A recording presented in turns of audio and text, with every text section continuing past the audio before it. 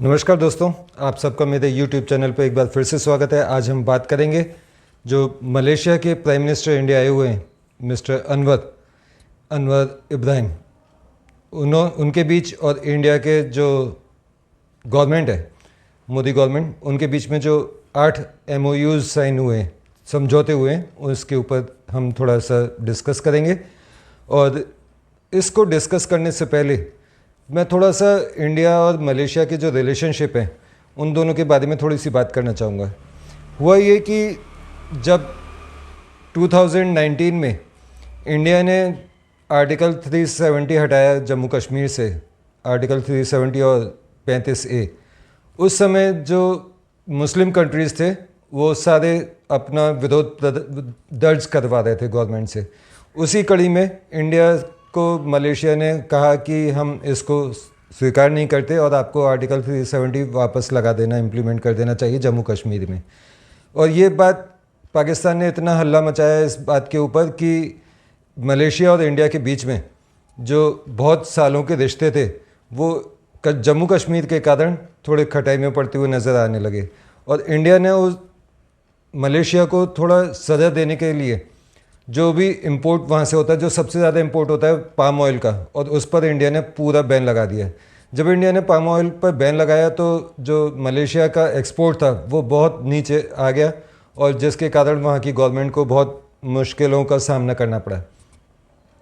उसके बाद 2022 में मलेशिया की गवर्नमेंट चेंज होती है और जो नए प्राइम मिनिस्टर बनते हैं मिस्टर अनवर इब्राहिम, वो काफ़ी इंडिया प्रो हैं। और आज मैंने जब उनकी स्पीच सुनी थी जो दोनों देशों के बीच में साइन अप होने के बाद दोनों नेताओं ने बोला था, उसमें उन्होंने बोला कि मोदी जी और मैं तब से दोस्त हैं जब मोदी कुछ नहीं थे और मैं कुछ नहीं था। तो उन्होंने इसी दोस्ती को आगे बढ़ाते हुए इंडिया के साथ कुछ टाइप्स किए हैं। उस टाइप में जो 8 MOU साइन हुए हैं उसमें पहला जो MOU है वो है वर्कर्स से रिलेटेड। जैसा कि आप सभी को पता है कि इंडिया से बहुत सारे लोग काम करने दूसरे देशों में जाते हैं, बाहर जाते हैं, उसमें एक मलेशिया भी है। तो मलेशिया में जो इंडियन लोग काम करने जाते हैं उनकी जो सेफ्टी, सिक्योरिटी और काम करने की जो वर्किंग कंडीशंस होती हैं वो अच्छी रहें, उसके लिए एक साइन किया गया है दोनों देशों के बीच में। उसके अलावा सेकंड जो आता है नंबर वो है ट्रेडिशनल मेडिसिन के ऊपर MOU साइन हुआ है। ट्रेडिशनल मेडिसिन का मतलब है कि जो हमारे भारत में बहुत सदियों से यूज़ की जा रही है, जिसको हम एक प्रमुख रूप से नाम जानते हैं आयुर्वेद। आयुर्वेद का जो आदान प्रदान या रिसर्च होगी उसके ऊपर भी इंडिया और मलेशिया ने साइन किया है। थर्ड है डिजिटल टेक्नोलॉजी। डिजिटल टेक्नोलॉजी में जो मेन चीज़ है, मतलब जिस पे मेन फोकस है, वैसे तो डिजिटल टेक्नोलॉजी इतना बड़ा वर्ड है कि उसमें बहुत सारी चीज़ें शामिल हो जाती हैं, वो तो सब है ही शामिल, लेकिन जो मेन टारगेट रहेगा वो है इंडिया का UPI और मलेशिया का पे नेट। इन दोनों को टाई अप किया जाएगा, जिससे कि जो मलेशिया के लोग अगर इंडिया में घूमने के लिए आते हैं तो वो अपना पेमेंट इंडिया में पे नेट से कर सकें, और इंडियन जो मलेशिया जाते हैं घूमने के लिए वो अपना पेमेंट इंडियन UPI के थ्रू कर सकें। अच्छा, मैं इसमें एक बात और जोड़ दूं, ये टाई अप या साइन तो अब हो रहा है 2024 में इंडियन UPI और उनके पे नेट का, लेकिन 2022 से मलेशिया में गूगल पे चलता है। जैसे हमारे यहाँ पेटीएम वगैरह है, ऐसे वहाँ पर गूगल पे काम करता है। चौथा MOU जो साइन हुआ है वो है जो मलेशिया और इंडिया का कल्चर है और टूरिज़्म है उसको बढ़ाने के लिए। पांचवा और इम्पॉर्टेंट वो है डिफेंस सेक्टर में दोनों मिलकर काम करेंगे। सिक्स्थ है पब्लिक एडमिनिस्ट्रेशन, और इसमें 100 सीट्स जो मलेशिया के स्टूडेंट्स हैं और इंडिया में आके स्पेशली AI के ऊपर पढ़ना चाहते हैं उन लोगों के लिए 100 सीट्स रिज़र्व की गई हैं अलग अलग यूनिवर्सिटीज़ में। 7th नंबर है ट्रेड, और ऑब्वियस सी बात है कि अगर मोदी जी PM हैं और ट्रेड पर बात ना हो, उनका तो फोकस ही सारा ट्रेड पर रहता है। ट्रेड एंड इकनॉमी दोनों एक दूसरे के, क्या कहा जाएगा, पर्यायवाची शब्द हैं। तो ट्रेड के ऊपर साइन किया गया है कि दोनों अपना जो 5 बिलियन का जो ट्रेड है मलेशिया का, इंडिया में 5 बिलियन का ट्रेड है, उसको और हाई किया जाएगा। फिर 8वां और सबसे ज़्यादा इम्पॉर्टेंट जो MOU साइन हुआ है वो है मैरीटाइम सिक्योरिटी। मैरीटाइम सिक्योरिटी आप जानते ही हैं कि जो सिंगापुर और उस साइड का जितना भी समुद्र है, यानी कि साउथ चाइना सी के नीचे जैसे चाइना अपना क्लेम करता है, उधर से जितने भी चाइना के वॉरशिप्स या गुड्स आता जाता है वो इसी खाड़ी से होता हुआ आता है, इसी समुद्र से होता हुआ आता है। तो उसकी सेफ्टी सिक्योरिटी दोनों मिलके करेंगे और दोनों इस पर काम करेंगे। कुल मिला के इसमें जो ये पॉइंट है लास्ट वाला, ये चाइना को घेरने के लिए एक पॉइंट है और ये टोटल 8 MOU साइन किए गए। अच्छा, मैं आपको एक वैसे नॉन पॉलिटिकल बात बताता हूँ कि 2014 में जब मोदी गवर्नमेंट आई तो 15-16 में एक अनाउंसमेंट किया गया था कि जो ईस्ट एशिया है, यानी कि कंबोडिया वगैरह, जो भी वियतनाम उस साइड के कंट्रीज़ हैं इंक्लूडिंग मलेशिया वगैरह, तो उसकी इंडिया से लेके वहाँ तक के लिए एक एक्सप्रेसवे टाइप की रोड बनाई जाएगी जो ज़मीन के ऊपर ऊपर होगी। और उस रोड, जैसे हम अपने एक्सप्रेसवे पे जब चढ़ते हैं तो टोल आता है और हम उस पर टोल देते हैं, इसी तरीके से उस एक्सप्रेसवे पे चढ़ने के वक्त 2 तरीके के टोल या मतलब स्टॉपेज होंगे। एक तो होगा आपको टोल तो देना ही देना है और साथ में अपना पासपोर्ट वीज़ा का स्टैंप भी लगवाना है। वीज़ा तो नहीं, पासपोर्ट का स्टैंप लगवाना है। वीज़ा तो जिस कंट्री का आपको लेना है वो आपको पहले से ही लेके रखना पड़ेगा।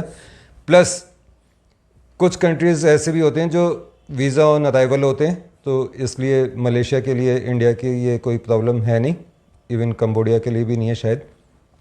तो जब ये अनाउंस किया गया था प्रोजेक्ट रोड वाला, तो क्योंकि मैं बाइक राइडर ट्रैवलर हूँ, तो मेरे मन में सबसे पहला ख्याल यही आया था, मैं जाऊँगा बाइक से।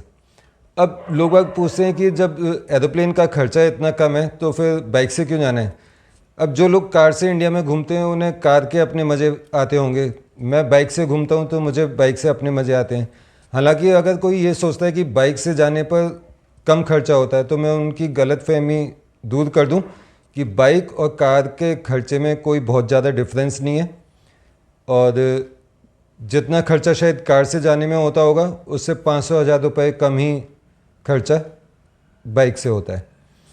तो इसलिए मेरा बहुत मन था कि जल्दी से जल्दी ये प्रोजेक्ट कंप्लीट हो जाए। इस प्रोजेक्ट को 2018 में कंप्लीट होना था, लेकिन क्योंकि म्यांमार में अपनी ही कुछ इंटरनल प्रॉब्लम्स चल रही हैं तो सारा रूट तो तैयार हो चुका है, लेकिन म्यांमार वाला जो ऊपर वाला एक्सप्रेसवे है वो अभी तक बना नहीं है। और एक और बात कि जो ये रूट बन रहा था इसमें 75% या 70% इंडिया का कंट्रीब्यूशन था खर्चे का और बाकी उन कंट्रीज़ का था जो इसको बनाएंगे, जिस कंट्री में वो रोड बनेगी जितना पोर्शन आएगा। अब दूसरा सवाल आता है क्या हम अभी भी जा सकते हैं कंबोडिया वगैरह बाय रोड। हाँ, आप बिल्कुल जा सकते हैं, लेकिन अभी जो जाने का सिस्टम है वो है नॉर्मल रोड्स। मतलब आप जैसे दिल्ली में रहते हैं तो दिल्ली से पहले आप असम साइड जाएंगे, फिर असम से आप मणिपुर में जाएंगे, मणिपुर के मोदे से आप बर्मा में म्यांमार में एंट्री करेंगे और फिर वहाँ से ऐसे अलग अलग कंट्रीज़ में नीचे जो नॉर्मल कॉमन रोड्स हैं उन्हीं रोड्स पर चलते हुए आप वहाँ जा सकते हैं। तो म्यांमार की अभी कंडीशन अच्छी नहीं है, इसलिए मैं तो अभी किसी को सजेस्ट करूँगा नहीं कि आप जाओ। और दूसरा जो मैं मोटा मोटा खर्चा बता दूँगा आपको कि इस बाय रोड अगर आप जाते हैं दिल्ली से तो आपका करीब 5-6 लाख रुपए का खर्चा आता है 10 दिन का। तो ये पूरा सिस्टम है और जिस दिन ये रोड कंप्लीट हो जाएगी या म्यांमार की कंडीशन अच्छी हो जाएगी उस दिन मैं ज़रूर जाऊंगा। अब वापस आते हैं पॉलिटिकल पॉइंट्स पर। आज मैं एक पाकिस्तानी यूट्यूबर का चैनल देख रहा था और अपने चैनल पर वो बता रहे थे, मतलब जो पाकिस्तानी लोग होते हैं वो इंडिया से अपना कंपैरिजन हर चीज़ में और बहुत करते हैं। तो वो कंपैरिजन कर रहे थे, अपने गेस्ट को बता रहे थे कि आज इंडिया में 3 कंट्रीज़ के लोग आए हुए हैं, मलेशिया के प्राइम मिनिस्टर आए हुए हैं, जापान के डिफेंस मिनिस्टर आए हुए हैं, नेपाल के भी कोई आया हुआ है। एक साथ 3 लोग जो इंडिया की फॉरेन मिनिस्ट्री है वो जो करते हैं ना, उनको प्रोटोकॉल्स होते हैं उनको रिसीव करने का, वेलकम करने का, जो ये सेरेमनीज़ होती हैं, तो आज इंडिया की फॉरेन मिनिस्ट्री बहुत बिजी होगी इन सब चीज़ों में। तो ये सब डिस्कस कर रहे थे। तो मैंने वो इंडिया की फिर ये कहने लगे कि उन्होंने इंडिया सारे कंट्रीज़ को लेकर चल रहा है और हमारे कंट्री को क्यों बाहर किया हुआ है। तो सीधी सी दो बातें, एक तो भिखारियों के संग, भिखारी अगर शरीफ हो तब भी चलेगा, लेकिन भिखारी अगर, एक तो भिखारी ऊपर से गुंडागर्दी करे तो उसको कौन साथ लेके चलता है। इसलिए आपको हम अपने किसी भी प्रोजेक्ट में साथ नहीं लेते। इवन जो ग्लोबल साउथ में, जिसमें 123 देशों को 133 कंट्रीज़ को इनवाइट किया गया और उसमें से 123 कंट्रीज़ इसमें शामिल हुए, इंक्लूडिंग इंडिया। वो अपने यूट्यूब चैनल पर बता रहे थे कि जो ये इंडिया ग्लोबल साउथ का भी लीडर बनने की कोशिश कर रहा है, इसमें केवल कुछ देशों को बुला लिया और कहता है कि हम ग्लोबल साउथ को लीड करेंगे। तो 123 कंट्रीज़ को इनवाइट करना और उनको अपने साथ जोड़ के रखना कोई छोटी बात नहीं है। आप एक नेशन है, पाकिस्तान की बात कर रहा हूँ, आप एक नेशन है और आप 123 कंट्री तो छोड़ो, आपके अड़ोस पड़ोस के जो कंट्रीज़ हैं, अफ़गानिस्तान, ईरान, इंडिया, आपके इन्हीं से अच्छे रिलेशन नहीं है, आप बाकी कंट्रीज़ को जोड़ के क्या चलेंगे। तो आप किसी लायक है नहीं, इसलिए आपको जोड़ने का कोई सेंस बनता भी नहीं है। तो जो ये अब पॉलिटिकल जो बात थी कि जो इंडिया और मलेशिया के साइन हुए ये एग्रीमेंट्स, इसमें जो मोदी जी का मेन ओवरऑल टारगेट है वो है जो 5 मिलियन का ट्रेड मलेशिया ने इंडिया में किया हुआ है उसको डबल करना। देखते हैं ये डबल कब होगा। और अभी नेक्स्ट विज़िट मोदी जी की यूक्रेन और पोलैंड हो रही है, और जब वो यूक्रेन जाएंगे, पहले ऐसा माना जाता था कि जब वो यूक्रेन जाएंगे तो वो रशिया और यूक्रेन के बीच में पीस एग्रीमेंट करवाएंगे, लेकिन अब मिनिस्ट्री ने बिल्कुल क्लियर कर दिया है कि हमारा कोई ऐसा इरादा नहीं है कि हम रशिया और यूक्रेन के बीच में शांति समझौता करवाएं। कोई भी शांति तब तक नहीं हो सकती जब तक रशिया और यूक्रेन दोनों एक टेबल पर बैठ के आपस में बातचीत ना करें। तो हम बस इतना कर सकते हैं कि हम उनको वो टेबल मुहैया करा सकते हैं, वो एटमॉस्फेयर या कम्युनिकेशन क्रिएट करवा सकते हैं कि दोनों एक टेबल पर आएँ, लेकिन पीस समझौता उन्हें ही करना होगा। उसमें हमारा इस बीच में बैठ के कोई रोल नहीं है कि आप ऐसा करो या आप ऐसा करो, उन दोनों को आपस में समझौता करना है। तो यूक्रेन जाने के लिए, जैसे आपको पता है रशिया और यूक्रेन के बीच में लड़ाई चल रही है, तो वो यूक्रेन कैसे जाएंगे, तो उसके लिए कहा जा रहा है कि रशिया जब तक मोदी जी यूक्रेन में रहेंगे कोई बड़ा अटैक नहीं करेगा कीव में, जो यूक्रेन की राजधानी है, और मोदी जी पहले पोलैंड जाएंगे और वहाँ से 10 घंटे की ट्रेन जर्नी के बाद वो पहुँचेंगे यूक्रेन।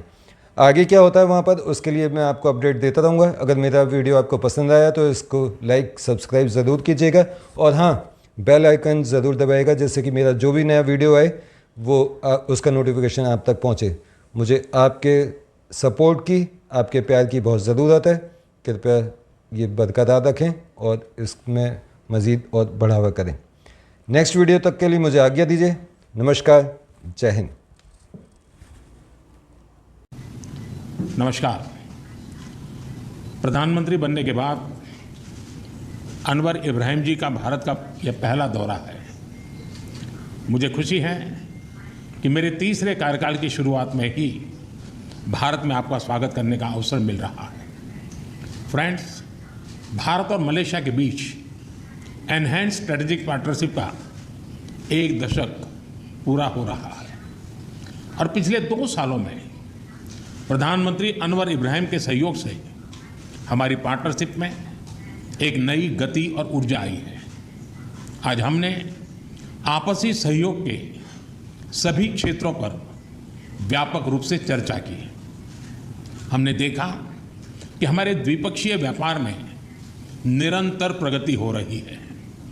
अब हमारा व्यापार रुपये और रिंगिट में भी हो रहा है। गत वर्ष में मलेशिया से भारत में $5 बिलियन के निवेश पर काम हुआ है। आज हमने निर्णय लिया है कि हमारी साझेदारी को कॉम्प्रिहेंसिव स्ट्रैटेजिक पार्टनरशिप के रूप में एलिवेट किया जाएगा। हमारा मानना है कि आर्थिक सहयोग में अभी और बहुत पोटेंशियल है। द्विपक्षीय व्यापार और निवेश का विस्तार किया जाना चाहिए। नए तकनीकी क्षेत्रों जैसे कि सेमीकंडक्टर, फिनटेक, रक्षा उद्योग, एआई और क्वांटम में हमें आपसी सहयोग बढ़ाना चाहिए। हमने भारत और मलेशिया के बीच कॉम्प्रिहेंसिव इकोनॉमिक कोऑपरेशन एग्रीमेंट के रिव्यू में गति लाने पर बल दिया है।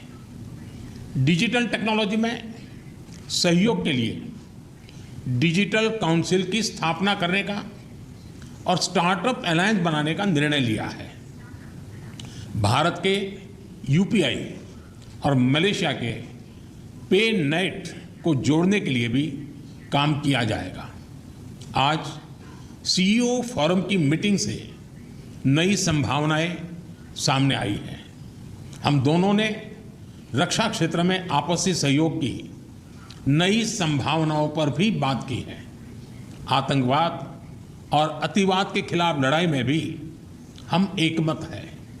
फ्रेंड्स, भारत और मलेशिया सदियों से एक दूसरे से जुड़े हैं। मलेशिया में रह रहे लगभग 3 मिलियन भारतीय प्रवासी हमारे बीच एक लिविंग ब्रिज है। भारतीय संगीत, खानपान और फेस्टिवल से लेकर मलेशिया में तोरण गेट तक हमारे लोगों ने इस मित्रता को संजोया है। पिछले वर्ष मलेशिया में हुआ पीआईओ डे एक बहुत सफल और लोकप्रिय कार्यक्रम था। जब हमारे नए संसद भवन में सेंगोल की स्थापना हुई तो उस ऐतिहासिक क्षण का जोश मलेशिया में भी देखा गया। आज वर्कर्स के एम्प्लॉयमेंट संबंधी समझौते से भारत से वर्कर्स की भर्ती के साथ साथ उनके हितों के संरक्षण को भी बढ़ावा मिलेगा। विद्यार्थियों के लिए स्कॉलरशिप और सरकारी अधिकारियों के प्रशिक्षण पर बल दिया जा रहा है। अब आईटेक स्कॉलरशिप के अंतर्गत मलेशिया के लिए साइबर सुरक्षा और एआई जैसे अत्याधुनिक कोर्स के लिए 100 सीटें विशेष रूप से आवंटित की जाएगी। इसके अलावा मलया यूनिवर्सिटी में तिरुवल्लुवर चेयर स्थापित करने का निर्णय भी लिया गया है। इन सभी विशेष कदमों पर सहयोग के लिए मैं प्रधानमंत्री अनवर का और उनकी टीम का हृदय से धन्यवाद करता हूं। फ्रेंड्स, आसियान और इंडो पैसिफिक क्षेत्र में मलेशिया भारत का अहम पार्टनर है। भारत आसियान सेंट्रलिटी को प्राथमिकता देता है। हम सहमत हैं कि भारत और आसियान के बीच एफटीए की समीक्षा को समयबद्ध तरीके से पूरा करना चाहिए। 2025 में मलेशिया की सफल आसियान अध्यक्षता के लिए भारत पूरा समर्थन देगा। हम अंतर्राष्ट्रीय कानूनों के अनुरूप फ्रीडम ऑफ नेविगेशन और ओवरफ्लाइट के लिए प्रतिबद्ध है और सभी विवादों के शांतिपूर्वक हल का पक्ष रखते हैं। एक्सेलेंसी, आपकी मित्रता और भारत के साथ संबंधों के प्रति आपकी प्रतिबद्धता के लिए हम आभारी हैं। आपकी इस यात्रा से आने वाले दशक के लिए हमारे संबंधों को एक नई दिशा मिली है। मैं फिर एक बार आप सबका बहुत बहुत धन्यवाद करता हूं। Thank you, sir. Narendra Modi ji, namaskar, and thank you very much, Excellencies.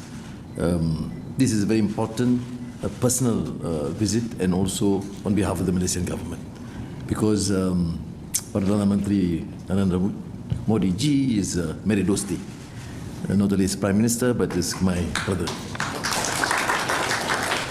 And as I've said to him personally and to the colleagues, his friendship is sincere, not only when I'm Prime Minister, but when I was just nobody. He was very kind as a true friend. And that, of course, is most meaningful to me and my delegation and to the country. And that makes all our deliberations and discussions rather easy. We have agreed to enhance further and make it a comprehensive strategic partnership. Yes, Malaysia and India, from the days of Jawaharlal Nehru and Tun Abdul Rahman, has established good relations.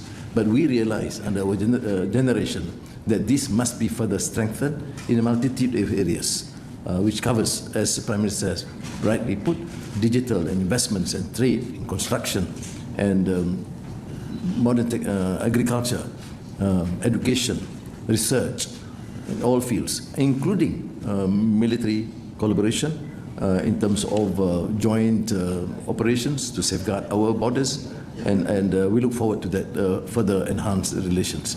So may I firstly thank you, Prime Minister, and the Indian government for the splendid hospitality accorded to us and the delegation, and more so to consider Malaysia a great and true friend.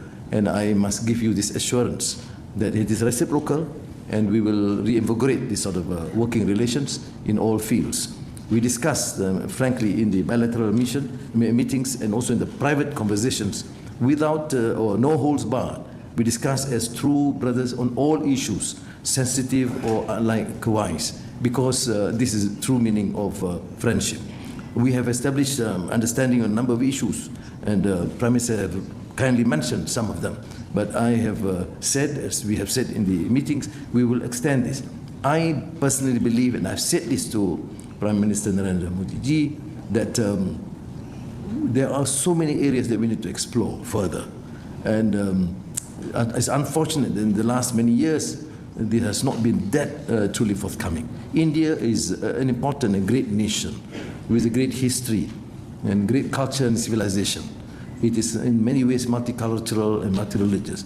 And Malaysia, a much smaller country, but very proud of our civilization and cultures, and also multicultural, multiracial, and multi-religious. And therefore, we have a lot of commonalities which extend beyond just trade and investments, but also culture and cultural vibrancy, which is important to this country and also to Malaysia. But beyond that, we have initiated a lot of new programs, and we would hope that Indian companies with Malaysian companies collaborate further in all fields, including the new challenging areas like energy transition, and digitalization, and also food security. And we did emphasize the need to use both our experience and expertise in the semiconductor area, which we are fortunate to be considered a hub in Southeast Asia, and India, of course, have excelled through your hard work and also your vision for this great country of India. And the rest on the issue of flights, visa, and other areas, as I've said, knowing Modi ji's style of work, he doesn't tolerate long delays, so we have put a time frame of 3 months to get our staff to be in action and report to us the progress, not report on the progress.